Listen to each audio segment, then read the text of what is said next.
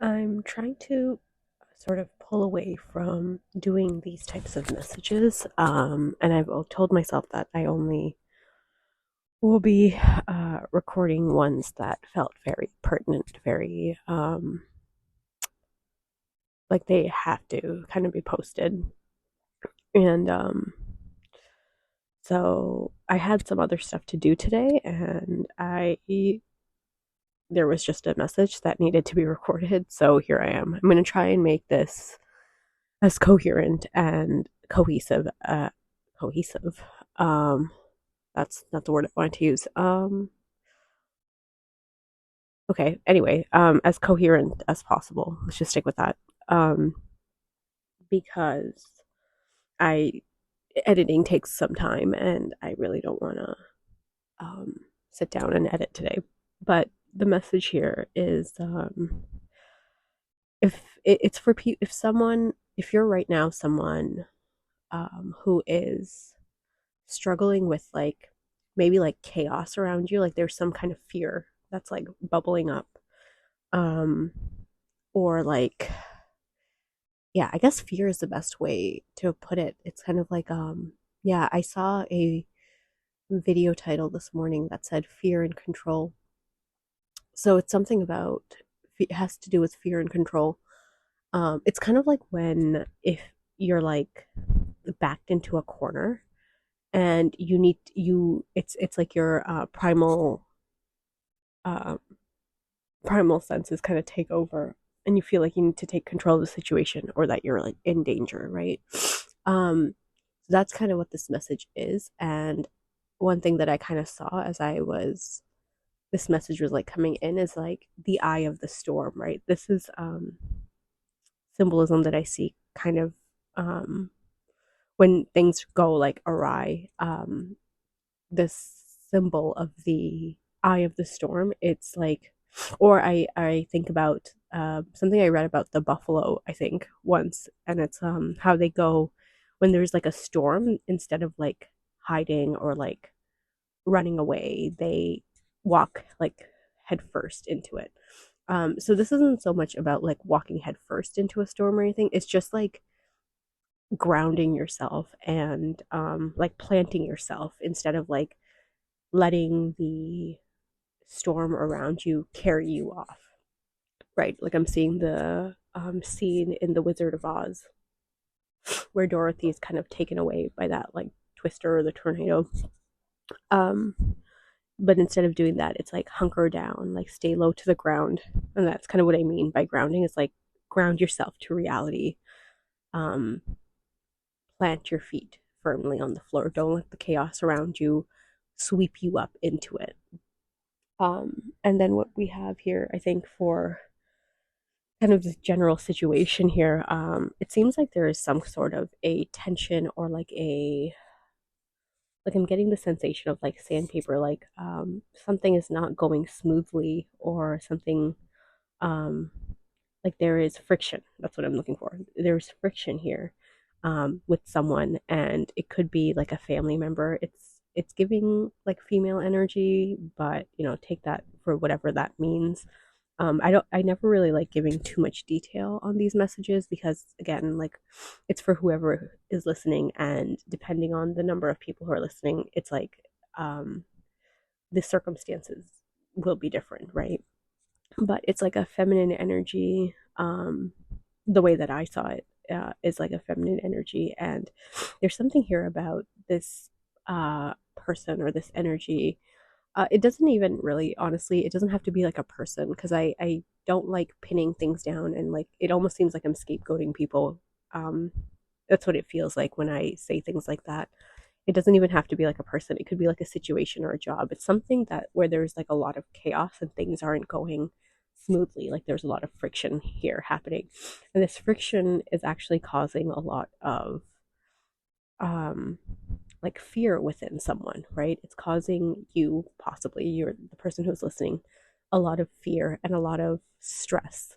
um there is something about it's almost like you feel this like unruly sort of friction energy, right? You feel like if you go against it in some way or stand your ground in some way, that there will be some form of retaliation, like external retaliation. So the way that I would describe this, like I was saying, this could be like a job, right? So you feel kind of suppressed and in this job where you can't really stand your ground, you can't really speak up, use your voice, because you feel like if you do, you'll get reprimanded in some way. Um, and that scares you, right? Um, so this could again apply to a person, like you stand up to someone and then there's retaliation of some sort. It's not even like it's just the fear of retaliation. It's not even like you know that there's going to be retaliation. It's just like the fear of retaliation. It's kind of just like looming around the corners. um, and again, this it comes back to the whole thing what I was saying about control, right? So when we're afraid of, when we're scared, we feel the need to take control of things, um, in order to kind of prevent what the fear is telling us, right? So if the fear is saying there's going to be retaliation, in order to stop the retaliation, you feel like you need to do something, right? You need to take control of the situation. Um, and But what it seems like what the advice here is, if you're scared of something like this, is to not let this fear kind of like multiply or like get worse. Um, it's almost like if you're afraid of something outside of your window. I know that sounds ominous, but bear with me. If you're just like afraid of something outside your window, let's say like there's like I don't know, like a squirrel that like chases you or something, like something benign, like nothing too horrifying. I don't want to paint any horrifying pictures in anyone's mind, but yeah, there's like a squirrel that like chases you every time you go outside, and so it's outside your window. It's like every time you look outside the window and you focus on the squirrel, the more scared you're gonna get. Even if you don't see that squirrel there, you're gonna get scared because you feel like it's out there and it's gonna get you, right? So it's kind of like this. So what the advice here seems to be is like instead of focusing on this chaos. Like again, the first advice here was to ground yourself and not let the chaos sweep you up. Like don't get involved in the chaos. Um, and the other advice here is to like stop paying attention to the chaos, right? And stop paying attention to the fear in turn. Instead, it's like find something where you can go within. Like find something that you can. Let me see. How can I describe this?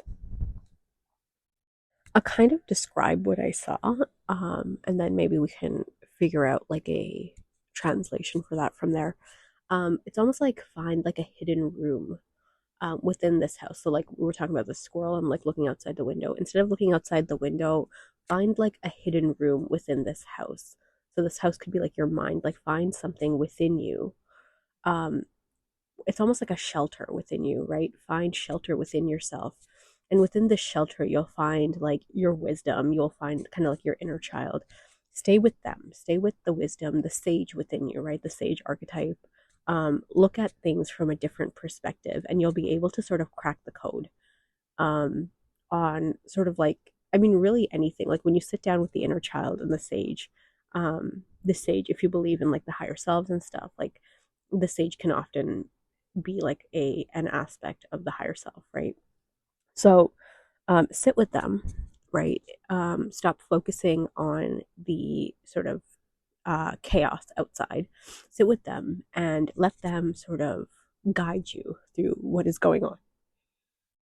They have a lot more information, not just about the chaos, but about like how you're relating to the chaos, how the chaos is making you feel, why it's making you feel that way. That's going to help you sort of, again, not get swept up in the chaos. It's like you won't even be drawn to the chaos anymore. Because remember, the reason that we get drawn to these chaoses is because we want to control it because of fear. It's because we fear something that we want to control it that we get drawn to it, right? But if you understand the thing, it's like you no longer want to control it because you know how it operates and why it's happening, right? So that it loses that sort of allure, because it loses that the fear that you feel towards it, right? Because you understand it now. Yeah, this I mentioned the sort of sage, right? The sage is a very protective kind of energy, which makes sense if you again, if it's something that you relate to your higher self is going to be it, they're looking out for you, right? Um, so they like sit with them, but again, sit with your inner child as well. Almost sensing that like it's not that your inner child is in the shadows, but it's almost like they're obscured. They're in some way, it's not even really inner child. Give me 1 second. Yeah, maybe this is an inner child. You should sit with your inner child. And I do think the higher self and the inner child are very much connected. Um, but it's almost like you're the inner child in this case, where like you're the one that's like scared is like your inner child. But this I think is like a guide, like the other kind of figure in this room. It's like a guide, but it's like you're guided by your higher self and your guides, so you're okay. Like things are okay. Sit with them. People always say to like meditate. I'm someone who can't really traditionally meditate the way that I would describe meditation, and maybe I'll make another video on this properly. But like, is anything that like empties your mind, anything that takes you from like the things that are kind of worrying you, or not even worrying you, anything that's like occupying your mind and just like puts you in a spot where like everything, it's like the water is like still, right? It's no longer turbulent in any way, like the waters of your mind, I guess, where it's like still instead of being turbulent, right? So for some people, it could be like painting, or some form of art, right? Something that you do tactile with your hands. Some people, it could be cleaning, right? Anything that takes you out of your thoughts and creates a still space for you is meditation. It doesn't necessarily have to be sitting there still, because that's not accessible for all people, right? So when you get into that calm space, that relaxed kind of space, it's easier for even just like if you don't believe in like guides and higher selves and stuff, it's like your subconscious mind will figure things out on its own, right? And eventually, once your subconscious mind, like when you relax, your subconscious mind will kind of release the sort of the information, like the whatever it is that you need to know about the chaos or your fears right now. It's like your subconscious mind will release it for you and it'll resurface and you'll be able to grasp it, um, because you're kind of loosening up, right? I think that's kind of the message here. Aside from that, there's just this energy of like things are going to be okay. Like, don't worry about it. I know things are chaotic outside. That squirrel is out there, but like, don't worry about it. You're inside. You're in the house. In fact, you should go even into that safe room, that guest bedroom that I was like talking about. Um, and you're going to be even safer, right? Because you have people with you, or you have energies with you that are protecting you. You're safe essentially, and there's nothing to worry about.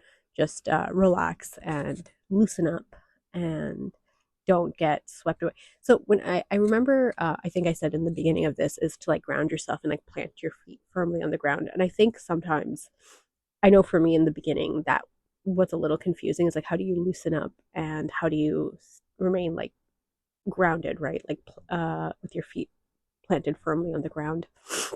It seems like a dichotomy there. But the way that I would describe it is like if you've ever seen like bamboo trees or like any really kind of live tree at all, it's like they have their roots, like this network of roots underground, right? That keeps keeping them firmly. But you'll see when there's like a breeze or something, their branches still move. So that's the way I would describe, um, like I don't know how to like emulate that way of being is like be flexible, right? Loosen up, but at the same time know where the ground is. Um like no reality. I don't know if that's the best way of saying that. It's like know your core and your convictions and have faith in those, but also be flexible enough to move. Like be flexible for yourself, essentially. And I think that's the entire message. If there's anything else, I'll add on as like a footnote. But again, I am I have stuff to do, so I'm gonna go and I'm gonna leave this one here.